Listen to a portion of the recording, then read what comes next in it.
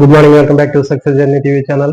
మనకి బోధన లక్ష్యాలు స్పష్టీకరణలో జ్ఞానాత్మక రంగంలో ఉన్నటువంటి జ్ఞానం తర్వాత అవగాహన, తర్వాత విశ్లేషణ, సంశ్లేషణ, మూల్యాంకనం అనేటటువంటి ఈ విధంగా మనకి లక్ష్యాలు అనేవి కనిపిస్తూ ఉన్నాయి. సో కాబట్టి వీటిలో జ్ఞానాత్మక రంగంలో జ్ఞానం తర్వాత అవగాహన అనేటటువంటిది రెండవది ముఖ్యమైనదని చెప్పాము. సో ఈ అవగాహనలో ఉండేటటువంటి స్పష్టీకరణలు మనం గతంలో కొన్ని నేర్చుకోవటం జరిగింది. మరికొన్ని అవగాహన అనేటటువంటి ఆ లక్ష్యంలో ఉన్నటువంటి స్పష్టీకరణలు అనేవి ఇంకా ఎట్లా ఉంటాయో మనం ఇక్కడ చూద్దాం.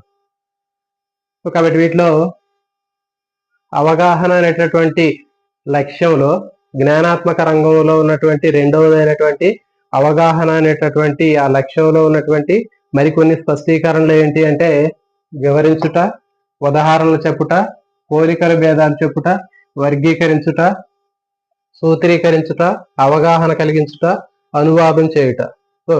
ఓకే, సో ఇవన్నీ కూడా మనకి దీంట్లో ఉండేటటువంటి స్పష్టీకరణలు. సో కాబట్టి మనకి మొత్తం జ్ఞానాత్మక రంగంలో ఉన్నటువంటి రెండవ లక్ష్యమైనటువంటి అవగాహనలో మొత్తం 9 స్పష్టీకరణలు, 10 స్పష్టీకరణలు ఉన్నాయి. సో ఈ 10 స్పష్టీకరణలో దాదాపు మనం ఒక 4-5 ఇంతకు ముందు జరిగినటువంటి క్లాసులో చెప్పడం జరిగింది. మిగిలినటువంటి స్పష్టీకరణల గురించి ఇక్కడ మనం చూద్దాం. అయితే మిత్రులు ఎవరైతే ఈ ఛానల్ ని కొత్తగా చూస్తున్నారో ఛానల్ సబ్స్క్రైబ్ చేయండి, అదేవిధంగా వీడియోని లైక్ చేయండి, షేర్ చేయండి. ఇంకా మీ యొక్క ఈ లెసన్ల మీద మీకున్నటువంటి కామెంట్స్ ని కూడా చెప్పండి. మీ యొక్క ఫీడ్బ్యాక్ అనేది కూడా చాలా ముఖ్యం. సో కాబట్టి మీ అందరికి కూడా బాగా అర్థమయ్యేటట్టు ఈ చాప్టర్స్ అన్ని కూడా మీకు సింప్లిఫై చేసి జనరల్ గా ఉన్నటువంటి ఎగ్జాంపుల్స్ ని ఇక్కడ తీసుకొని చెప్పడం జరిగింది. మ్యాథ్స్, సైన్స్, సోషల్ సంబంధించినటువంటి అన్ని రకాలైనటువంటి మెథడాలజీకి సంబంధించినటువంటి ఎగ్జాంపుల్ తీసుకొని ఇక్కడ మీకు ఎక్స్ప్లెయిన్ చేయడం జరిగింది. సో కాబట్టి మీరందరూ కూడా ఈ వీడియోని స్కిప్ చేయకుండా చివరి వరకు చూడండి. నెక్స్ట్ వివరించుట. ఓకే, జ్ఞానాత్మక రంగంలో రెండవ లక్ష్యమైనటువంటి అవగాహనలో మనకి వివరించుట అంటే ఊబి వ్యాధో అవిసిపోవా అనేటటువంటి కోడ్ ఒకటి చెప్పడం జరిగింది. ఆ కోడ్ లో మనకి 2వ నెంబర్ అనేది వివరించుట. ఓకే, మరి వివరించడం అంటే ఏంటి? ఒక అంశాన్ని గురించి ఉన్నది ఉన్నట్లు వివరించడమే వివరించడం. ఓకే, ఒక విషయాన్ని గురించి ఉన్నది ఉన్నట్లుగా మనం ఎలాంటి మార్పులు చేర్పులు లేకుండా ఉన్నది ఉన్నట్లుగా వివరించి చెప్పడాన్నే వివరించడం అంటారు. ఓకే, మరి ఇది వివరించడం అనేది సరళం నుంచి సంక్లిష్టంగా ఉంటుంది. సరళం నుంచి సంక్లిష్టత అనేటటువంటి ఆ కాన్సెప్ట్ ని బేస్ చేసుకుని వివరించడం జరుగుతుంది. ఓకే, సో దీన్ని తీసుకున్నట్లయితే ఒక ప్రశ్న ఎట్లుంటుందో చూద్దాం. ఒక సాంఘిక శాస్త్ర ఉపాధ్యాయుడు విద్యార్థికి ఏం చెప్పాడు అంటే భూభ్రమణం, భూపరిభ్రమణం గురించి పాఠాన్ని విద్యార్థికి చెప్పిన తర్వాత ఆ ఉపాధ్యాయుడు విద్యార్థికి పాఠం ఎంత అవగాహన అయిందో లేదో తెలుసుకోవడం కోసం, విద్యార్థి ప్రవర్తనలో వచ్చినటువంటి మార్పును తెలుసుకోవడం కోసం ఆ ఉపాధ్యాయుడు విద్యార్థిని ఒక ప్రశ్న అడిగాడు. ఓకే, ఏం ప్రశ్న అంటే అది భూభ్రమణము, భూపరిభ్రమణం గురించి వివరించమని విద్యార్థిని అడిగినప్పుడు ఆ విద్యార్థి భూభ్రమణము, భూపరిభ్రమణం గురించి విద్యార్థి ఉపాధ్యాయుడికి వివరించాడు. ఈ ప్రశ్న ఏ స్పష్టీకరణకి చెందింది అంటే వివరించుట అనేటటువంటి స్పష్టీకరణకు చెందింది. మరి ఈ విద్యార్థి వివరించినటువంటి ఈ ప్రశ్న అనేది ఏ లక్ష్యానికి చెందింది? అవగాహన అనేటటువంటి లక్ష్యానికి చెందింది. అవగాహన. ఓకే, ఇప్పుడు చెప్పేవన్నీ కూడా అవగాహన అనేటటువంటి లక్ష్యంలో ఉన్నటువంటి స్పష్టీకరణలే. మరి ఇప్పుడు ఒక విద్యార్థి భూభ్రమణము, భూపరిభ్రమణం గురించి ఉపాధ్యాయుడికి వివరించినటువంటి ఆ విద్యార్థి చేసినటువంటి ఈ వాక్యంలో అది ఏ రంగానికి చెందింది అంటే జ్ఞానాత్మక రంగానికి చెందింది. నెక్స్ట్ ఇంకొక ప్రశ్న.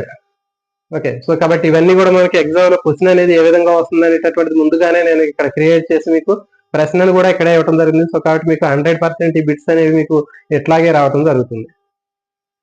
నెక్స్ట్ ఒక జీవశాస్త్ర ఉపాధ్యాయుడు విద్యార్థికి కిరణజన్య సంయోగక్రియని గురించి అర్థమయ్యేటట్లుగా బోధించాడు. బోధించిన తర్వాత ఆ ఉపాధ్యాయుడు విద్యార్థికి కిరణజన్య సంయోగక్రియ గురించి ఎంత అర్థమైంది, అతని ప్రవర్తనలో ఎంత మార్పు వచ్చింది తెలుసుకోవడం కోసం ఆ ఉపాధ్యాయుడు విద్యార్థిని కిరణజన్య సంయోగక్రియ గురించి వివరించమని అడిగాడు. ఆ విద్యార్థి కిరణజన్య సంయోగక్రియ గురించి వివరించాడు. మరి ఈ వాక్యము ఏ స్పష్టీకరణకు చెందింది అంటే వివరించుట. మరి ఈ వాక్యము ఏ లక్ష్యానికి చెందింది? అవగాహన. మరి ఈ వాక్యము ఏ రంగానికి చెందింది? జ్ఞానాత్మక రంగము. సో మీకు మిత్రులకు అర్థమయ్యే ఉంటుంది. సో క్వశ్చన్లు అనేవి చాలా చాలా ఈజీగా ఉంటాయి. మనకి ఇవన్నీ కూడా ఒకే రకమైనటువంటి కాన్సెప్ట్ ని బేస్ చేసుకుని ఉంటాయి. నెక్స్ట్ ఇంకోటి, భౌతిక రసాయన శాస్త్ర ఉపాధ్యాయుడు విద్యార్థులకి ఆర్కిమిడీస్ సూత్రాన్ని వివరించి చెప్పాడు. చెప్పిన తర్వాత విద్యార్థికి ఆ పాఠం ఎంత అర్థమైంది, లేకపోతే విద్యార్థిలో ప్రవర్తన మార్పు ఎంత వచ్చింది తెలుసుకోవడం కోసం అతను ఆర్కిమిడిస్ సూత్రాన్ని వివరించమని విద్యార్థిని అడగగా విద్యార్థి ఆర్కిమిడిస్ సూత్రాన్ని వివరించాడు. మరి ఈ వాక్యం అనేది ఏ స్పష్టీకరణకి చెందింది? ఓకే, వివరించుట అనేటటువంటి స్పష్టీకరణ. ఏ లక్ష్యానికి చెందింది? అవగాహన అనేటటువంటి లక్ష్యము. ఏ రంగానికి చెందింది? జ్ఞానాత్మక రంగము. నెక్స్ట్, ఒక గణిత శాస్త్ర ఉపాధ్యాయుడు విద్యార్థులకి నిష్పత్తుల గురించి వివరించిన తర్వాత విద్యార్థికి నిష్పత్తి అనేటటువంటి పాఠ్యాంశం ఎంతవరకు అర్థమైందో తెలుసుకోవడం కోసం ఉపాధ్యాయుడు విద్యార్థికి నిష్పత్తి యొక్క ఉపయోగాల గురించి వివరించమని ఉపాధ్యాయుడు అడిగితే విద్యార్థి ఆ నిష్పత్తి గురించి ఉపయోగాల గురించి వివరించాడు. మరి ఈ వాక్యం అనేది ఏ స్పష్టీకరణకు చెందింది? ఓకే, ఏ స్పష్టీకరణకు చెందింది అంటే మనకి వివరించుట అనేటటువంటి స్పష్టీకరణకు చెందింది. ఏ లక్ష్యానికి చెందింది అంటే అవగాహన అనేటటువంటి లక్ష్యానికి చెందింది. ఏ రంగానికి చెందిందంటే జ్ఞానాత్మక రంగానికి చెందినది. సో ఇది వివరించుట. ఓకే, నెక్స్ట్ ఉదాహరణలు చెప్పుట. ఓకే, ఉదాహరణలు చెప్పటం అనేటటువంటి తీసుకున్నట్లయితే ఈ ఉదాహరణలు చెప్పటం అనేటటువంటి ఈ స్పష్టీకరణ అవగాహన అనేటటువంటి లక్ష్యానికి చెందినది. ఓకే, మరి అవగాహన అనేటటువంటి ఈ లక్ష్యము జ్ఞానాత్మక రంగానికి చెందింది. సో కాబట్టి రంగము జ్ఞానాత్మక రంగము, లక్ష్యము అవగాహన. ఓకే, స్పష్టీకరణ అనేది ఉదాహరణ చెప్పుట. ఓకే, ఇప్పుడు ప్రశ్న అనేది ఎగ్జామ్ లో దీనికి సంబంధించిన ప్రశ్న ఎట్లా వస్తుందంటే చూడండి. ఒక సాంఘిక శాస్త్ర ఉపాధ్యాయుడు విద్యార్థులకు తుఫాను గురించి వివరించాడు. తుఫాను గురించి వాటికి సంబంధించినటువంటి పేర్లను గురించి మొత్తం ఉదాహరణలు బేస్ చేసుకుని కొన్ని రకాలైనటువంటి తుఫాను పేర్లను చెప్పి విద్యార్థికి పాఠం చెప్పాడు. పాఠం చెప్పిన తర్వాత ఆ సాంఘిక శాస్త్ర ఉపాధ్యాయుడు విద్యార్థిని కొన్ని రకాల నీకు తెలిసినటువంటి తుఫాను పేర్లు చెప్పమని ప్రశ్న అడగగా విద్యార్థి తనకు తెలిసినటువంటి కొన్ని తుఫానులకు ఉదాహరణలు ఇచ్చాడు. సో ఈ విధంగా మరి ఈ వాక్యం అనేది ఏ స్పష్టీకరణ అంటే ఉదాహరణలు ఇవ్వటం. అక్కడ ఉదాహరణ అనేటటువంటిది ఉంటే ఉదాహరణలు ఇవ్వటం అనేటటువంటి స్పష్టీకరణ. మరి ఇది ఏ లక్ష్యం అంటే మనకి అవగాహన అనేటటువంటి లక్ష్యము. ఏ రంగం అంటే జ్ఞానాత్మక రంగము. నెక్స్ట్, ఒక సాంఘిక శాస్త్ర ఉపాధ్యాయుడు వివిధ రకాలైనటువంటి నదులు అవి ప్రవహించేటటువంటి దిశల గురించి వివరించి ఆ ఉపాధ్యాయుడి విద్యార్థుల్లో నదులకు సంబంధించినటువంటి విషయ పరిజ్ఞానం ఎంతవరకు అతను నేర్చుకున్నాడు అనేటువంటి ఎంతవరకు అవగాహన అయిందో తెలుసుకోవడం కోసం, విద్యార్థుల ప్రవర్తనలో ఎంత మార్పు వచ్చిందో తెలుసుకోవడం కోసం ఆ ఉపాధ్యాయుడు విద్యార్థిని పడమరకు ప్రవహించే నదులకు ఉదాహరణ చెప్పమని అడిగాడు. అప్పుడు విద్యార్థి పడమరకు ప్రవహించే నదులకు ఉదాహరణ చెప్పాడు. ఈ వాక్యము ఏ స్పష్టీకరణ?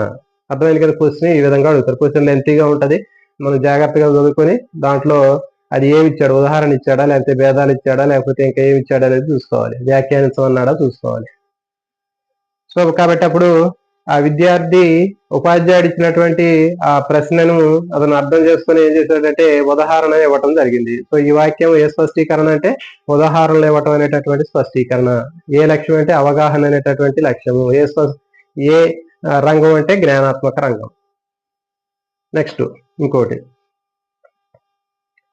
జీవశాస్త్ర ఉపాధ్యాయుడు విద్యార్థులకు స్వయం పోషకాలకు పరపోషకాల గురించి వివరించి వివిధ రకాలైనటువంటి స్వయం పోషకాలు, వివిధ రకాలైనటువంటి పరపోషక జీవుల్ని ఉదాహరణలుగా తీసుకుని వివరించాడు. వివరించిన తర్వాత ఉపాధ్యాయుడు విద్యార్థిలో ఉన్నటువంటి ప్రవర్తన మార్పులు తెలుసుకోవడానికి ఎంతవరకు అవగాహన అయిందో తెలుసుకోవడం కోసం ఆ ఉపాధ్యాయుడు ఆ విద్యార్థిని ఈ విధంగా ప్రశ్న అడిగాడు. స్వయం పోషకాలకి పరపోషకాలకి ఉదాహరణ ఇవ్వమని ఉపాధ్యాయుడు అడిగినప్పుడు విద్యార్థి స్వయం పోషకాలకు పరపోషకాలకు ఉదాహరణలు ఇచ్చాడు. సో కాబట్టి ఇది ఇచ్చి ఈ వాక్యము ఏ స్పష్టీకరణకి చెందింది. సో కాబట్టి దాంట్లో ఏముంది, ఉదాహరణ అని అడిగాడు కాబట్టి ఉదాహరణ అనేటటువంటి స్పష్టీకరణ. అది ఏ లక్ష్యం అంటే అవగాహన అనేటటువంటి లక్ష్యము. అది ఏ రంగం అంటే జ్ఞానాత్మక రంగం. నెక్స్ట్, ఒక గణిత ఉపాధ్యాయుడి విద్యార్థికి వివిధ రకాలైనటువంటి అకరణీయ సంఖ్యలు వాటికి సంబంధించినటువంటి నంబర్ని వివరించి చెప్పాడు. వివరించి చెప్పిన తర్వాత ఉపాధ్యాయుడు విద్యార్థిని అకరణీయ సంఖ్యలకు ఉదాహరణ చెప్పమని అడగగా విద్యార్థి అకరణీయ సంఖ్యలకు ఉదాహరణలు చెప్పాడు. ఈ వాక్యంలో ఈ వాక్యం అనేది ఏ స్పష్టీకరణకి చెందింది అంటే ఉదాహరణలు ఇచ్చుట అనేటటువంటి స్పష్టీకరణ చెందింది. ఓకే, ఇది ఏ లక్ష్యం అంటే అవగాహన అనేటటువంటి లక్ష్యము. ఓకే, ఏ రంగం అంటే జ్ఞానాత్మక రంగం.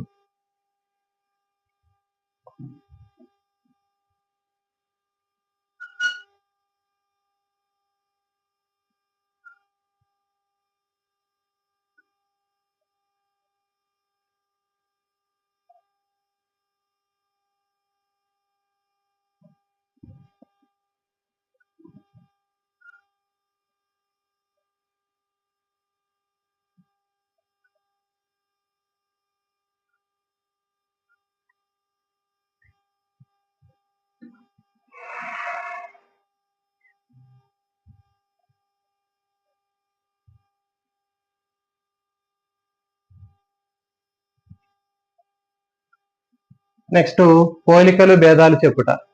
ఓకే, సో మరి పోలికల భేదాలు చెప్పడం తీసుకున్నట్లయితే ఈ పోలికల భేదాలు చెప్పడం అనేటటువంటి ఈ స్పష్టీకరణ అనేది అవగాహన అనేటటువంటి లక్ష్యానికి చెందినటువంటిది. ఓకే, తర్వాత జ్ఞానాత్మక రంగానికి చెందింది. ఓకే, నెక్స్ట్ మరి దీంట్లో క్వశ్చన్ తీసుకున్నట్లయితే క్వశ్చన్ ఎట్లా రావడానికి అవకాశం ఉంటుందంటే చూడండి, ఒక సాంఘిక శాస్త్ర ఉపాధ్యాయుడు బౌద్ధ మతం తర్వాత జైన మతం గురించి విద్యార్థులకు వివరించిన తర్వాత ఓకే చెప్పిన తర్వాత జైన మతం బౌద్ధ మతాన్ని గురించి చెప్పిన తర్వాత ఉపాధ్యాయుడు విద్యార్థులు ఎంతవరకు పాఠాన్ని అవగాహన చేసుకున్నారు, ఎంత ప్రవర్తనలో మార్పు వచ్చింది అని తెలుసుకోవడం కోసం ఆ ఉపాధ్యాయుడు ఒక విద్యార్థిని లేపి ఈ విధంగా అడిగాడు. ఓకే, బౌద్ధ మతానికి జైన మతానికి ఉండేటటువంటి పోలికలు భేదాలు చెప్పమని అడిగాడు. సో అప్పుడు ఆ విద్యార్థి పోలికలు భేదాలను చెప్పాడు. మరి ఈ వాక్యం అనేది ఏ స్పష్టీకరణకు చెందింది అంటే పోలికలు భేదాలు చెప్పుట. ఓకే, మరి ఇది ఏ లక్ష్యానికి చెందింది అంటే అవగాహన అనేటటువంటి లక్ష్యానికి చెందింది. ఏ రంగానికి చెందింది అంటే జ్ఞానాత్మక రంగానికి చెందింది. నెక్స్ట్ ఇంకొకటి, ఒక సాంఘిక శాస్త్ర ఉపాధ్యాయుడు విద్యార్థులకు గవర్నరు రాష్ట్రపతికి సంబంధించినటువంటి అధికారాలను వివరించడం జరిగింది. ఆ విద్యార్థిలో స్పష్టీకరణలు ఎంతవరకు వచ్చాయి, ఎంతవరకు అవగాహన చేసుకున్నారు, ప్రవర్తనలో మార్పు ఎంత వచ్చిందో తెలుసుకోవడం కోసం ఉపాధ్యాయుడు ఒక విద్యార్థిని గవర్నరు రాష్ట్రపతి అధికారాల మధ్య ఉన్నటువంటి పోలికలు కానివ్వండి భేదాన్ని కానీ చెప్పమని అడగగా విద్యార్థి రాష్ట్రపతి గవర్నర్ కు ఉన్నటువంటి అధికారాలకు మధ్య ఉన్నటువంటి భేదాలు పోలికల్ని చెప్పాడు. సో కాబట్టి ఇది ఏ వాక్యము, ఏ స్పష్టీకరణ అంటే పోలికలు భేదాలు చెప్పుట అనే స్పష్టీకరణ. ఏ లక్ష్యం అంటే అవగాహన, ఏ రంగం అంటే జ్ఞానాత్మక రంగము. నెక్స్ట్ చెక్కుకి డ్రాప్ కి మధ్య ఉన్నటువంటి తేడాలు. ఓకే, సో ఇవి కూడా అంతే. చెక్కుకి డ్రాప్ కి మధ్య ఉన్నటువంటి తేడాలు ఉపాధ్యాయుడు విద్యార్థిని అడగా విద్యార్థి చెక్కుకి డ్రాప్ కి మధ్య ఉన్నటువంటి తేడాలు వివరించాడు. సో కాబట్టి ఇది పోలికలు భేదాలు చెప్పుట అనేటటువంటి స్పష్టీకరణ, అవగాహన అనేటటువంటి లక్ష్యము, జ్ఞానాత్మక రంగము.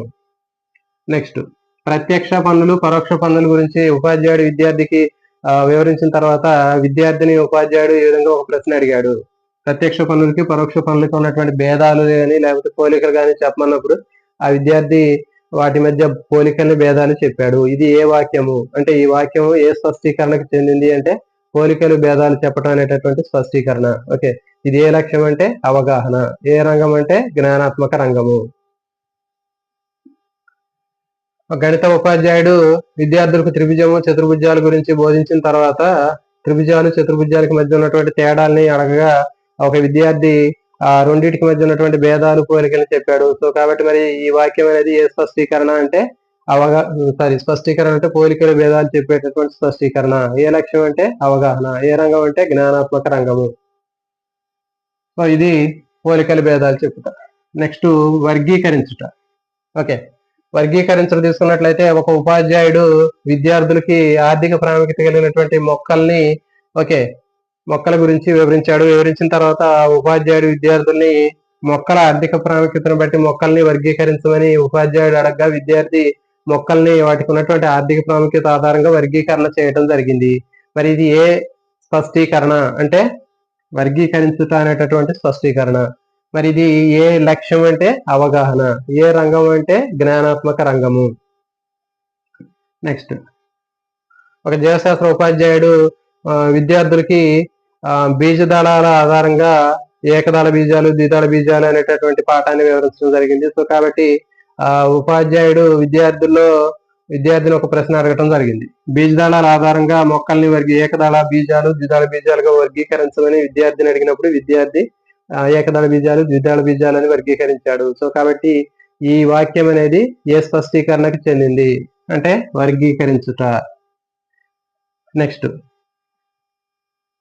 జీవశాస్త్ర ఉపాధ్యాయుడు పుష్పాల గురించి పాఠాన్ని చెప్తూ పుష్పించే మొక్కలు ఏవి, పుష్పించినటువంటి మొక్కలు ఏవి అనేటటువంటి పాఠాన్ని విద్యార్థికి బోధించిన తర్వాత ఉపాధ్యాయుడు విద్యార్థిని ఈ విధంగా ఒక ప్రశ్న అడిగాడు. పుష్పించే మొక్కలకి పుష్పించినటువంటి మొక్కల్ని వర్గీకరణ చేయమని అడగగా విద్యార్థి వర్గీకరించాడు. సో కాబట్టి ఇది ఏ రకమైనటువంటి స్పష్టీకరణ అంటే వర్గీకరించుట. నెక్స్ట్ ఒక రసాయన శాస్త్ర ఉపాధ్యాయుడు విద్యార్థులకు మూలకాల గురించి వివరించి వాటిని వర్గీకరించమని అడిగాడు. ఆ విద్యార్థి మూలకాలను వర్గీకరించాడు. అది ఏ రకమైనటువంటి స్పష్టీకరణ వర్గీకరించుట అనేటటువంటి స్పష్టీకరణ. ఓకే, అది ఏ లక్ష్యం అంటే అవగాహన. ఏ రంగం అంటే జ్ఞానాత్మక రంగము. నెక్స్ట్, ఒక సాంఘిక శాస్త్ర ఉపాధ్యాయుడు విద్యార్థులకు వివిధ రకాలైనటువంటి కులాలు, వాటిలో ఉండేటటువంటి వృత్తుల గురించి ఉపాధ్యాయుడు విద్యార్థులకు చెప్పిన తర్వాత ఆ ఉపాధ్యాయుడు విద్యార్థిని వివిధ రకాలైనటువంటి కులాలు వర్గీకరణ చేయమని అడగ విద్యార్థి వర్గీకరణ చేశాడు. మరి ఇది ఏ రకమైనటువంటి స్పష్టీకరణ అంటే వర్గీకరించుట అనేటటువంటి స్పష్టీకరణ. ఇది ఏ రకమైనటువంటి లక్ష్యం అంటే అవగాహన. ఏ రకమైనటువంటి రంగం అంటే జ్ఞానాత్మక రంగము.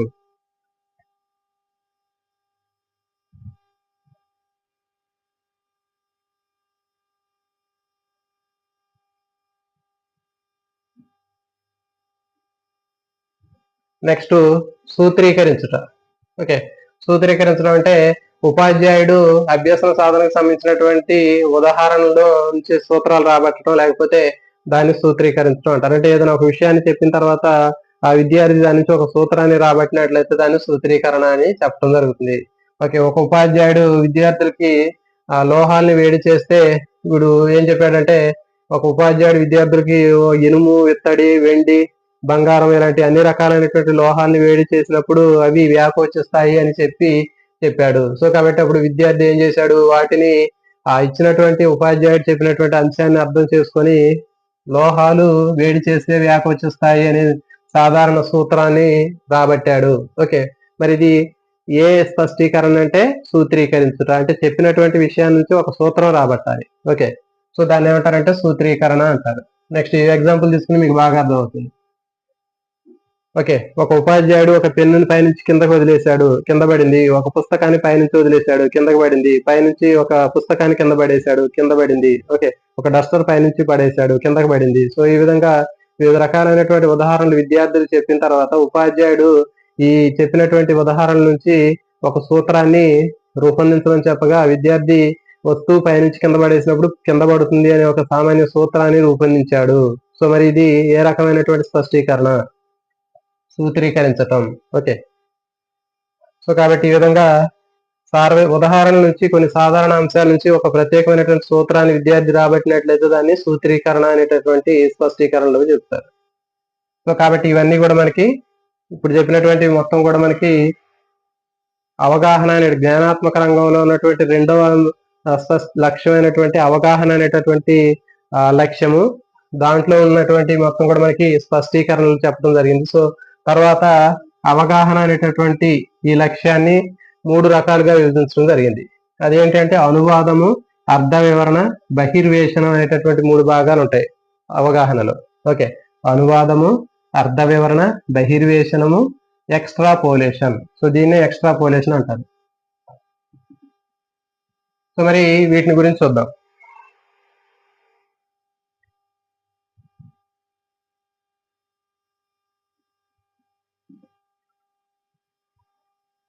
మరి అనువాదం అంటే ఏంటో చూద్దాం.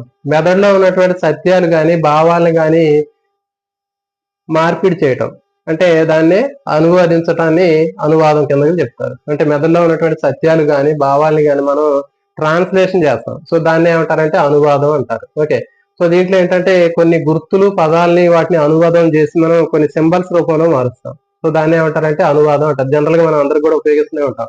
కొన్ని గుర్తులు కానీ పదాలు కానీ మనం డైరెక్ట్ గా వాడకుండా కొన్ని సింబల్స్ యూజ్ చేస్తూ ఉంటాం. సో దాన్ని అనువాదం అంటారు. ఫర్ ఎగ్జాంపుల్ మనకి ఇది చూపించామనుకోండి, వెలుగుతున్న బల్బు అంటాము. ఇది చూపిస్తే ఆరిపోయిన బల్బు అని చెప్తాం. సో ఇది చూపిస్తే స్విచ్ ఆఫ్ లో ఉన్నటువంటి స్విచ్ అని చెప్తాం. దీని కింద కలిపితే ఆన్ లో ఉన్నటువంటి స్విచ్ అని చెప్తాం. సో ఇదేంటి అంటే ఘటం అని చెప్తాం. సో కాబట్టి ఈ విధంగా మనకి మెదడులో ఉన్నటువంటి సత్యాలు కానీ భావాలు కానీ వాటిని అనువాదం చేయటాన్ని అనువాదం అని చెప్తారు. మార్పు చేయటాన్ని అనువాదం అంటారు. సింబల్స్ రూపంలో మార్పిడి చేయటాన్ని అనువాదం అంటారు. నెక్స్ట్ రెండవది అర్థ వివరణ. ఓకే, గ్రాఫ్లు విషయాలని వివరించటం తర్వాత బొమ్మల్లో ఉన్నటువంటి తప్పులను గుర్తించినట్లయితే దాన్ని అర్థ వివరణ అంటారు. ఓకే, గ్రాఫ్ తర్వాత విషయాలు వివరించడాన్ని అర్థ వివరణ అంటారు. ఓకే, మరి గ్రాఫ్ లో ఉన్నటువంటి విషయాల్ని వ్యాఖ్యానించడం అని చెప్పేందుకు ముందు. ఓకే, ఆ వ్యాఖ్యానించడం అనేటటువంటిది ఏంటంటే వ్యాఖ్యానించడం అనేటటువంటి స్పష్టీకరణ కిందకు వచ్చింది, గుర్తుపెట్టుకోండి. గ్రాఫ్లు పట్టికల్ని వ్యాఖ్యానించడం అనేటటువంటి స్పష్టీకరణ కిందకు వచ్చింది. ఓకే, సో మరి ఇక్కడ ఈ గ్రాఫ్లు విషయాన్ని వివరించాడు అంటే అదేంటి అంటే అర్థ వివరణ. ఓకే, నెక్స్ట్ ఒక బొమ్మ, ఉపాధ్యాయుడు ఒక బొమ్మను గీసినప్పుడు విద్యార్థి బొమ్మలో ఉన్నటువంటి తప్పును గుర్తించాడు. ఇది ఏంటి అంటే దీన్ని అర్ధ వివరణ అని అంటారు. ఓకే. నెక్స్ట్ బహిర్శీర్షణం. బహిర్శీర్షణం అనేటటువంటిది 3వ భాగం. ఇది అవగాహనలో. ఇదేంటంటే ఇచ్చినటువంటి సమాచారం ఆధారంగా జరగబోయేటటువంటి విషయాన్ని ముందుగానే ఊహించి చెప్పగలగటం అనేది బహిర్శీర్షణం. చాలా చాలా ఇంపార్టెంట్. ఓకే. ఉన్నటువంటి సమాచారం ఆధారంగా ఒక విద్యార్థి జరగబోయేటటువంటి పరిస్థితి ముందే ఊహించి చెప్పగలుగుతాడు. దాన్నే బహిర్శీర్షణం అంటారు. ఫర్ ఎగ్జాంపుల్, వాతావరణ శాఖ తుఫాను వస్తుంది, రాబోయే రోజుల్లో తుఫాను, 1 రోజు 2 రోజుల్లో వ్యవధిలో తుఫాను వస్తుందని అని వాతావరణ శాఖ ఇచ్చినటువంటి సమాచారం తీసుకున్నట్లయితే, వాతావరణ శాఖ రాబోయే రోజు 1 రోజు కానీ 2 రోజుల్లో మనకి తుఫాను వచ్చే అవకాశం ఉంటుందని వాతావరణ శాఖ చెప్పినటువంటి సమాచారాన్ని ఆధారంగా చేసుకుని ఒక విద్యార్థి వాతావరణంలో ఆ రోజు వచ్చినటువంటి మార్పును పరిశీలించి జరగబోయేటటువంటి అంశాన్ని ముందుగానే అతను చెప్పడం జరుగుతుంది. అంటే ముందుగానే తుఫాను వస్తుంది అనేటటువంటి విషయాన్ని విద్యార్థి ఊహించగలుగుతున్నాడు. సో దీన్ని ఏమంటారంటే బహిర్శేషణం అని చెప్తారు. అంటే సమాచారం ఉన్నటువంటి అందుబాటులో ఉన్నటువంటి సమాచారం ఆధారంగా జరగబోయేటటువంటిది ఊహిస్తాడు. ఫర్ ఎగ్జాంపుల్, ఇప్పుడు విద్యార్థి దీని క్వశ్చన్ తీసుకున్నాం. ఒక విద్యార్థి సామాజిక మాధ్యమాల్లో వచ్చినటువంటి వార్తను అవగాహన చేసుకొని ఆ విద్యార్థి తుఫాను వస్తుందని ముందుగానే ఊహించాడు. సో ఇది ఏమిటి అంటే బహిర్శేషణం. ఆప్షన్ లో బహిర్శేషణం, అర్ధ వివరణ, అనువాదం. సో ఈ విధంగా మనకి ఆప్షన్స్ అనేవి ఉంటాయి. సో కాబట్టి ఇచ్చినటువంటి సమాచారాన్ని ఆధారంగా ఏం చేస్తున్నట్టు విద్యార్థి జరగబోయేటటువంటి దాన్ని ముందే ఊహిస్తే దాన్ని బహిర్శేషణం అంటారు. సో కాబట్టి ఇప్పుడు చెప్పినటువంటి అంశాలు అనేవి మనకి కంప్లీట్ గా జ్ఞానాత్మక రంగంలో జ్ఞానము తర్వాత అవగాహన అనేవి కంప్లీట్ గా పూర్తిగా అయిపోయాయి. మీరు జ్ఞానము అవగాహన సంబంధించినటువంటి ఎలాంటి ప్రాక్టీస్ బిట్లు మీరు చేసినా మీరు 100% బిట్లు చేయగలుగుతారు. సో కాబట్టి మిత్రులందరూ కూడా మీ అందరికీ కూడా బాగా అర్థమయ్యేటట్లుగా ఇక్కడ ఈ బోర్డు మీద ఇవన్నీ కూడా రాసి మీకు చెప్పడం జరిగింది. సో కాబట్టి మీరు మీ అందరికీ కూడా ఇచ్చేటటువంటి ఫ్రీ సర్వీస్ ని మీరు కూడా యూజ్ చేసుకోండి. మీరు కూడా నాకు మీ సైడ్ నుంచి కూడా ఫ్రీ సర్వీస్ ని మీరు ఇచ్చినట్లయితే ఇంకొక 10 మందికి ఉపయోగపడే అవకాశం ఉంటుంది. సో కాబట్టి మిత్రులందరూ మీరు మర్చిపోకుండా నేను చేసినటువంటి ఈ వీడియోని మీ ఇంకొక నలుగురికి షేర్ చేయండి. అదేవిధంగా వీడియోని లైక్ చేయండి, షేర్ చేయండి, కామెంట్ చేయండి. అవసరమైతే మీ వాట్సాప్ స్టేటస్ లో కూడా పెట్టి ఒక 10 మందికి షేర్ చేసినట్లయితే మీరు కూడా విద్యను దానం చేసినట్లు అవుతుంది. మీరు కూడా మీ వంతు మళ్ళీ ఇంకా ఎవరైతే కోచింగ్కి వెళ్ళలేనటువంటి మిత్రులు ఉంటారో వాళ్ళందరూ కూడా ఇలాంటి వీడియోలు ఉపయోగపడతాయని మీ వంతు కూడా మీరు సహాయం చేసినట్లు అవుతుంది. సో కాబట్టి మిత్రులు మర్చిపోకుండా వీడియోని లైక్ చేయండి, షేర్ చేయండి, కామెంట్ చేయండి. జై హింద్.